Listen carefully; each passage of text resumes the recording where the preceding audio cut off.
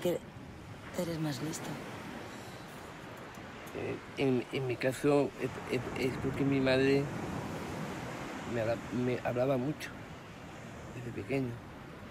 La poníamos a hablar de historia, de política.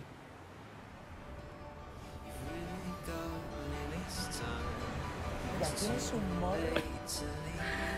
¿Tienes un morro, Daniel? Pues es otra característica del síndrome de Down.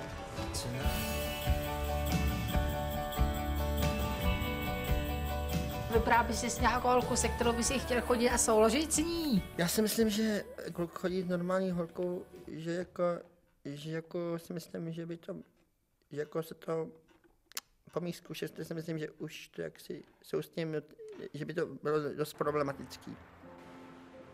Jsi postižený, chodí se zdravým člověkem. Protože to nemusí okolí přijmout a taky rodičům by se to nemuselo líbit. Třeba ty rodiče se bojí, že by potom jeden z těch partnerů byl zklamaný, kdyby jim ten vztah nevyšel.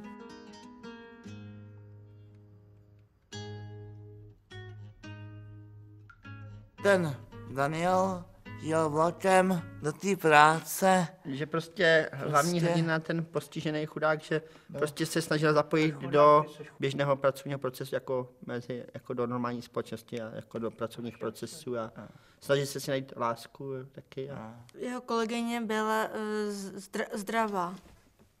Přitom měla víc chlapů. Ten klub byl super. Prostě nepokládali blbý otázky a takovéhle. Proto ho měla ráda. Já jsem chodil s holkou, která neměla žádný postižení teda. A šlo nám to dobře. Dokud se nám do toho nikdo nepletnul.